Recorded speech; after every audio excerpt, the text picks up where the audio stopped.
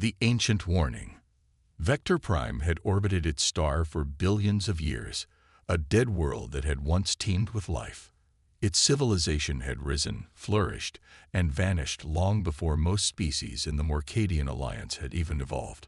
Now it was nothing but dust and ruins, a silent testament to forgotten glory. Fleet Admiral Zeth Nomer of the Morcadian science vessel Illumination watched as the exploration drone transmitted footage from the planet's surface. His 6 eyes narrowed with interest as the drone descended into what appeared to be an underground vault, one that had remained sealed for countless millennia. Atmospheric integrity maintained inside the chamber, reported Science Officer Trellix, her translucent appendages dancing over the control panel. Detecting power signatures. Incredible. After all this time, their systems still function. The drone's lights illuminated massive walls covered in intricate symbols. The vault was enormous, stretching hundreds of meters in every direction. At its center stood a crystalline monolith, pulsing with a faint blue light. "Run the translation matrix," ordered Nomer, leaning forward. "Let's see what they left behind." The ship's AI processed the symbols, converting them into modern Morcadian script. Words began to appear on the main view screen. Fragments at first, then complete sentences. "Sir," Trellix's voice quavered, "you need to see this." Nomer read the translation, his exoskeleton stiffening with each word. "We are in ANG to all SPACEFARING civilizations. Seek tutor 9 to 2312 contains a DEVLPANG species, DESIGNATE humans.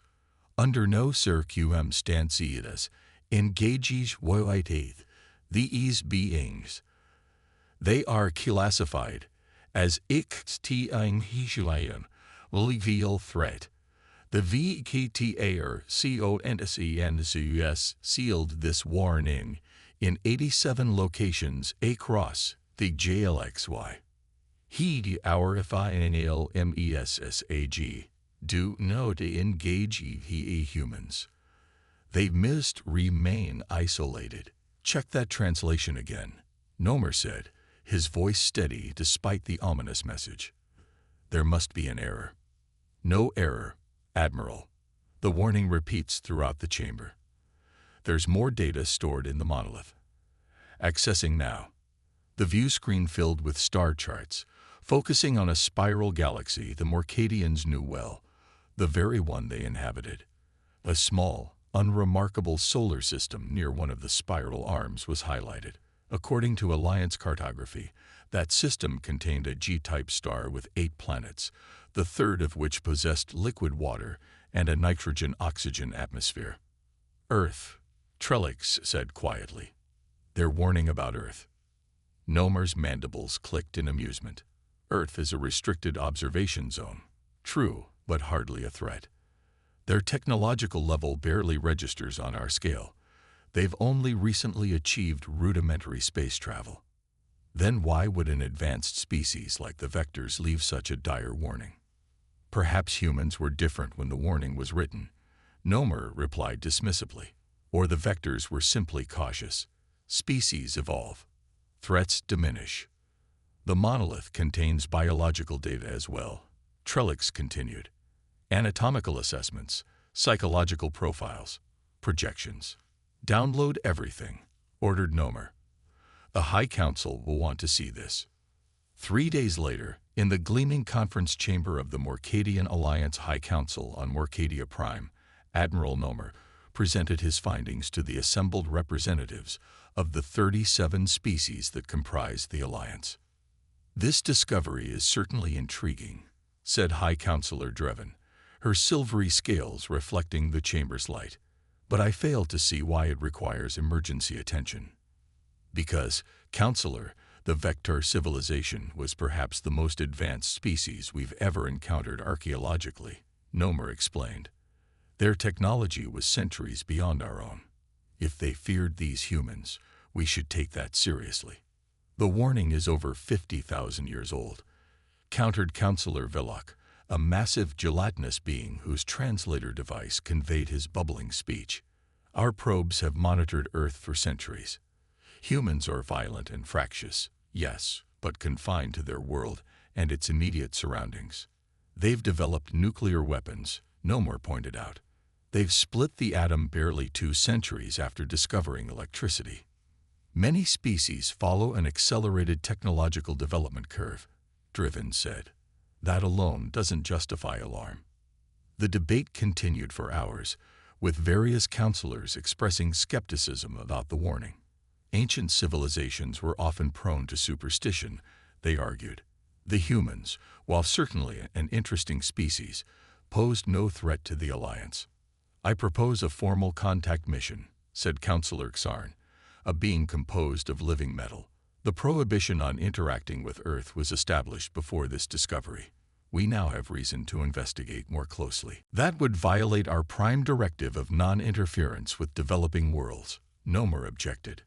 The directive allows exceptions when new information suggests a species may pose an interstellar threat. Xarn countered. Besides, humans are nearly ready for the galactic community. Their discovery of the Alcubierre principle suggests they're on the verge of faster-than-light travel. The vote, when it came, was decisive. 29 in favor of establishing contact, 8 opposed. A contact mission would be prepared immediately.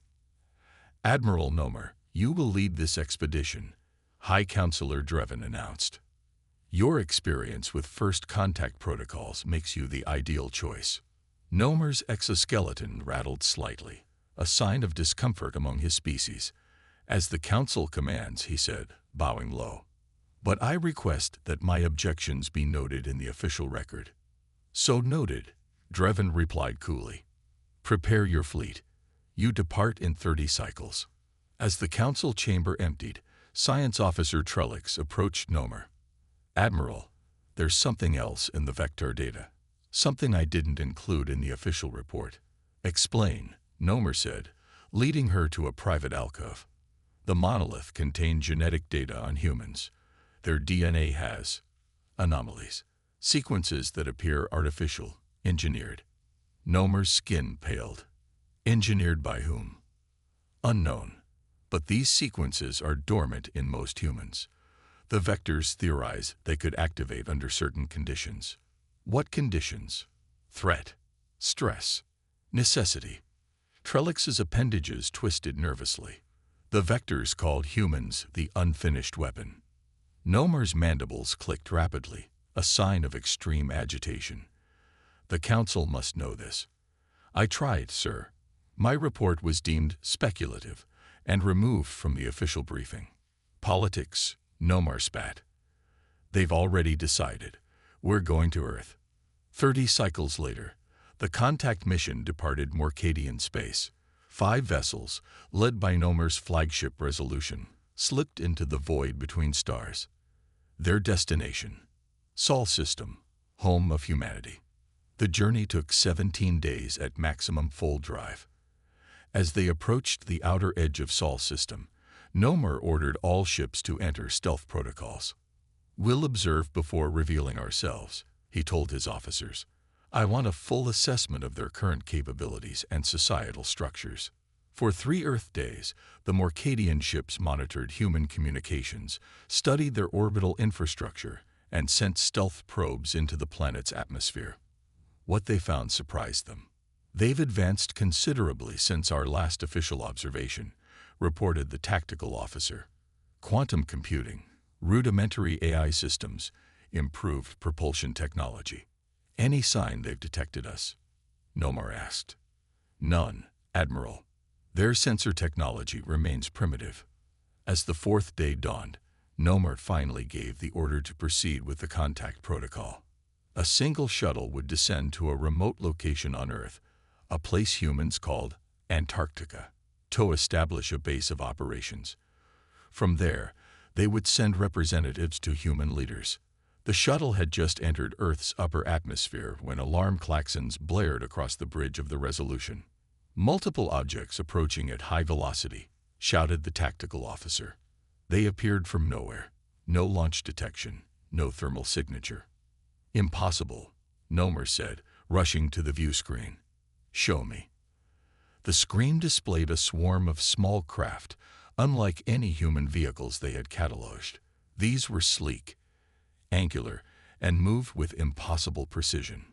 "They're surrounding the shuttle," the tactical officer reported, his voice rising. "We're being hailed, in perfect Morcadian." "Put it through," Nomer ordered, his heart's pounding. A calm, measured voice filled the bridge. "Attention, unidentified vessels. You have entered restricted space without authorization. Your stealth technology is noted but ineffective. Power down your systems immediately." "Open a channel," Nomer commanded. "This is Admiral Zeth Nomer of the Morcadian Alliance. We come in peace, seeking diplomatic relations with humanity." A pause. Then, "Admiral Nomer, this is General Ileana Chen of the Earth Defense Coalition. Your presence violates multiple sovereign territorial boundaries. We insist you withdraw your shuttle and approach through proper diplomatic channels." Nomer's exoskeleton rattled in shock. How could they know about diplomatic channels? How could they have detected ships using technology centuries beyond their own? "General Chen, we were unaware Earth had established interstellar protocols. Our information suggested your species was still confined to your solar system." Another pause, longer this time. "Admiral, perhaps your information is outdated. Humanity has been aware of galactic civilization for some time. We simply choose not to announce ourselves until we were ready." The bridge fell silent as the implications sank in. Their intelligence was wrong. Catastrophically wrong. "Incoming transmission from the shuttle. Admiral, call the communications officer. They're under attack." The view screen shifted to show the shuttle tumbling through the atmosphere, pursued by 3 of the human craft. Beams of coherent energy, weapons the Morcadians had believed far beyond human capability, sliced through the shuttle's shields. "Impossible," whispered Nomer. "Their weapons can't penetrate our defenses." But they did. The shuttle's engines flared and died. It plummeted toward the Antarctic ice sheet, trailing smoke and debris. "Launch rescue craft," Nomer ordered. "All ships, defensive positions." But it was too late. More human vessels appeared, surrounding the Morcadian fleet. They moved with eerie coordination, as if directed by a single mind. "Sir," the tactical officer called out, voice trembling, "I'm detecting energy buildups in all human craft. Unknown weapon signatures, but the power levels are, sir, they're beyond anything in our database." Admiral Nomer stared at the view screen, at the sleek human ships that now encircled his fleet like predators cornering prey. He remembered the warning, carved into ancient stone by a long-dead civilization. "Do not engage ye humans." "We should have listened," he whispered. The human ships fired as one. The reckoning. Darkness. Then pain. Admiral Zeth Nomer regained consciousness slowly, every nerve ending in his exoskeleton screaming in protest. The acrid smell of burned circuitry filled his breathing chambers. He forced his 6 eyes open, struggling to focus in the dim emergency lighting. The bridge of the Resolution lay in ruins around him. Consoles sparked and smoked. Bodies of his crew lay strewn across the deck, some moving weakly, others ominously still. The main view screen was shattered, and the hull integrity alarm wailed softly in the background. "Status report," he croaked, his translator struggling to function. "Anyone?" "Admiral," came a weak voice. Science Officer Trellix pulled herself up from beneath a collapsed support beam. One of her appendages hung limp and useless, but she was alive. We're still here." "The fleet." Trellix dragged herself to a partially functioning console. "The illumination and searcher are gone. Completely destroyed.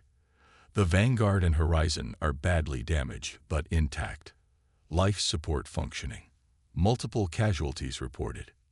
Nomer struggled to his feet, ignoring the sharp pain in his lower limbs. "And the humans. They've surrounded us.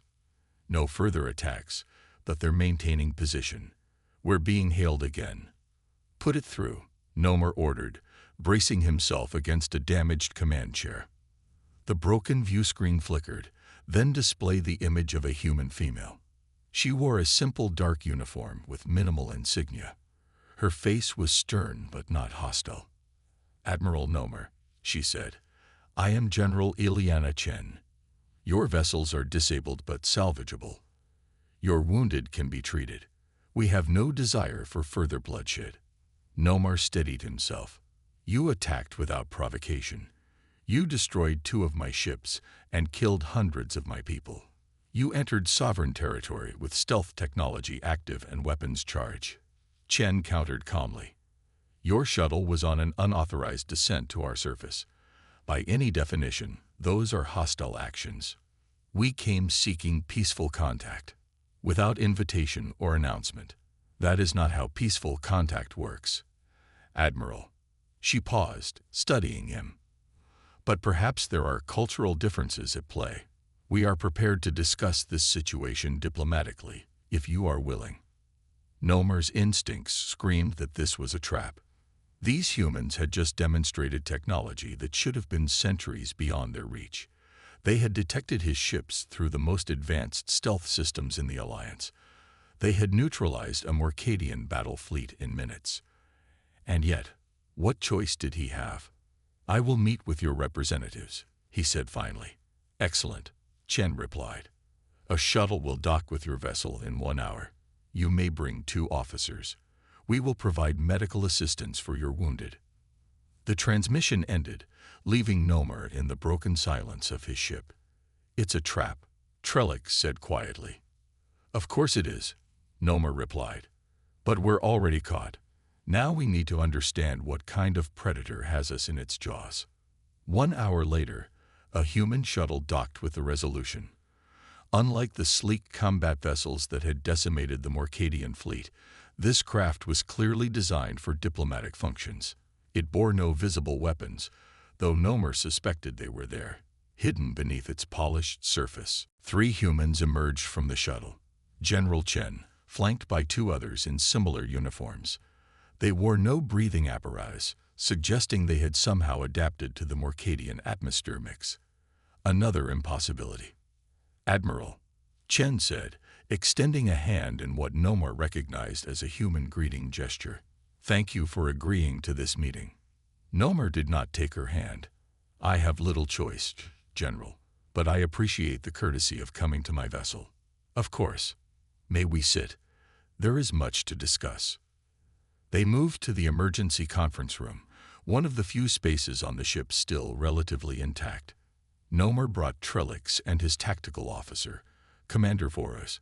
The humans sat across from them, seemingly at ease despite being on an alien vessel. "Let me be direct, Admiral," Chen began. "Humanity has been aware of the broader galactic community for almost a century. We detected your observation probes long ago, but chose to allow them, as they were non-invasive." "Impossible," Commander Voros interjected. "Our probes are undetectable with your level of technology." One of the humans with Chen, a tall, pale male with striking blue eyes, smiled slightly. "Your assessment of our level of technology is precisely the problem. Commander, you've been operating under false assumptions. Allow me to introduce Dr. Marcus Reed, our chief xenotechnologist," Chen said, "and Ambassador Leila Patel, our diplomatic liaison." The third human, a woman with dark skin and penetrating eyes, nodded politely. "Admiral, we've been studying the Morcadian Alliance for decades. We understand your confusion. Your intelligence suggested we were a pre-FTL civilization limited to our own solar system. Are you claiming otherwise?" Nomer asked, his mandibles clicking rapidly. "We are claiming," Ambassador Patel said carefully, "that humanity chose to present that image to the galaxy while we assessed the situation. The reality is considerably different." Dr. Reed activated a small device, which projected a 3-dimensional star map into the air between them. "We currently maintain 17 off-world colonies across 12 star systems. We achieved faster-than-light travel 73 Earth years ago, though our methods differ from your full-drive technology. Nomar stared at the star map in disbelief. Several of the marked systems were well within Alliance territory, yet they had never detected human presence there. How is this possible? Trellix whispered. Our surveys would have found you. Not if we didn't want to be found, Reed replied simply. Our civilization took a different path than most. We focused on certain technologies that make us particularly adept at remaining undetected when we choose to be. But why hide? Nomar demanded. The Alliance is peaceful. We would have welcomed humanity into the galactic community. General Chen's expression hardened slightly. Would you? When we discovered the ancient warnings about our species, when we learned that we are classified as an extinction-level threat by races that vanished before yours evolved. A cold feeling spread through Nomar's body. You know about the Vector warning. We discovered our first Vector Volt 54 years ago, Ambassador Patel explained. Since then, we found 7 others, all containing the same warning about us. Then you understand our concern, Nomar said. We understand that fear drove your council's decision to investigate us, Chen replied. Just as fear drove the Vectors to leave those warnings. But fear is rarely a good counselor, Admiral. Nomar leaned forward. If not fear, then what should guide us, General? You destroyed 2 of my ships within minutes of our first contact. You've apparently been hiding an interstellar civilization from the entire galaxy. The Vectors clearly believed humanity posed an existential danger. The Vectors were right to fear us, Dr. Reed said quietly, but not for the reasons they thought. Ambassador Patel shot Reed a warning glance, but Chen nodded for him to continue. The Vectors discovered something about human physiology, something in our genetic code that frightened them, Reed explained. They called it the adaptive sequence. It's a section of our DNA that responds to external pressures with unprecedented speed and precision. The unfinished weapon, Trellix whispered. Yes, Reed confirmed, looking surprised. That's one translation of their term. But they misunderstood its nature and purpose.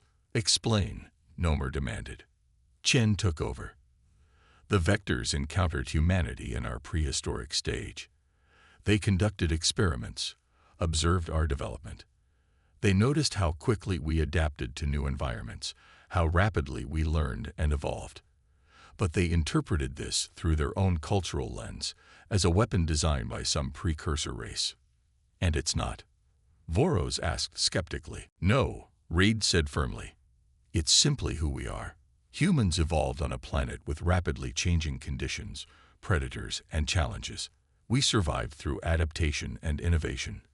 What the Vectors saw as an engineered trait is actually the core of our natural evolution. That doesn't explain your hidden colonies or advanced technology, Nomar pointed out. Ambassador Patel smiled diplomatically. When we discovered the Vector warnings, we realized how the galaxy might view us. We decided to proceed cautiously, to observe before revealing ourselves. Just as you did with us, Chen added pointedly. Nomar's tactical mind raced, processing implications.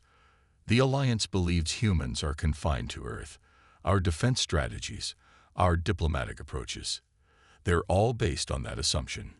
Yes, Chen confirmed, which is why we responded so forcefully to your incursion. You weren't making first contact with a developing world. You were conducting an unannounced military operation in the territory of an established spacefaring civilization. Silence fell across the conference room as Nomar absorbed this revelation. Everything the Alliance thought it knew about humanity was wrong. The strategic implications were staggering. What happens now? He finally asked. That depends on you, Admiral, Ambassador Patel replied. Humanity is prepared to establish formal diplomatic relations with the Morcadian Alliance. We'll assist with repairs to your vessels and provide medical care for your wounded. In return, we ask that you convey our terms to your High Council. And those terms are recognition of human sovereignty over our claimed systems, non-interference in our affairs, and a seat on the High Council with full voting rights. Commander Voros bristled. Impossible. New species must go through centuries of provisional status before council membership is even considered. Those are our terms, Chen said firmly. Consider them non-negotiable. Or what? Nomer challenged. You'll destroy the rest of my fleet. We hope it won't come to that, Paddle said softly. But understand our position, Admiral. For generations, we've known that much of the galaxy views us as a threat to be contained. We've prepared accordingly. Dr. Reed activated his device again. The star map zoomed out, revealing dozens more human settlements, research stations, and military outposts, all hidden in plain sight throughout Alliance space and beyond. We could have revealed ourselves years ago, Chen explained. We chose patience instead. But now that you've forced the issue, we must insist on equal standing. Nomer stared at the map, at the extent of human influence that had gone completely undetected. He thought again of the Vector warning. Do not engage humans. It wasn't a warning about human aggression or malice. It was a warning about human capability, about a species that could hide in plain sight, that could advance from stone tools to interstellar travel in an evolutionary blink of an eye. A species that adapted so quickly that the normal rules of development simply didn't apply. I will convey your terms to the High Council, Nomer said finally. But I cannot guarantee they will be accepted. We understand, Ambassador Paddle replied. But we hope your first-hand experience will lend weight to your recommendation. General Chen stood. Our medical teams are standing by to assist your wounded. Dr. Reed will coordinate with your engineers on essential repairs. We'll provide escort back to Morcadian space once you're ready to depart. As the humans prepared to leave, Nomer caught Chen's arm. Tell me something, General. If we had simply announced ourselves, sent a proper diplomatic delegation instead of a stealth mission, would things have been different? Chen considered this. Perhaps. Humanity has no inherent quarrel with the Alliance. We've observed your civilizations for decades. There is much we could learn from each other. Then why did the Vectors fear you so much? A shadow passed over Chen's face. Because they saw what we could become, given time and necessity. They saw our potential and mistook it for destiny. She met his gaze directly. The Vectors forgot that adaptation works both ways. We can become what the situation demands, whether that's warriors or diplomats. After the humans departed, Nomer stood alone in his ruined bridge, watching through the remaining viewports as human medical ships approached to render aid. Their technology was unlike anything in the Alliance database, more elegant, more efficient, seemingly built on entirely different principles. Science Officer Trellix joined him, her injured appendage now encased in a healing matrix provided by the humans. It works perfectly, she said, indicating the device. Their medical technology is extraordinary, as is their capacity for destruction, Nomer replied quietly. We're fortunate they chose restraint. Do you think the Council will accept their terms?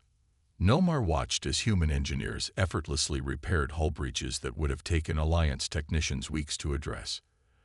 They would be fools not to. The humans could have destroyed us entirely. Instead, they're helping us limp home with a message. What message is that? That the galaxy is not what we thought it was. He turned to face her. And that the real meaning of the Vector warning wasn't don't engage the humans because they're dangerous. It was don't engage the humans because you'll lose. 3 months later, on Morcadia Prime, the High Council chamber buzzed with unprecedented activity. Representatives from all 37 Alliance species had gathered for this historic moment. In the center of the chamber stood a new delegation platform, prepared for the first official human representatives to the Morcadian Alliance.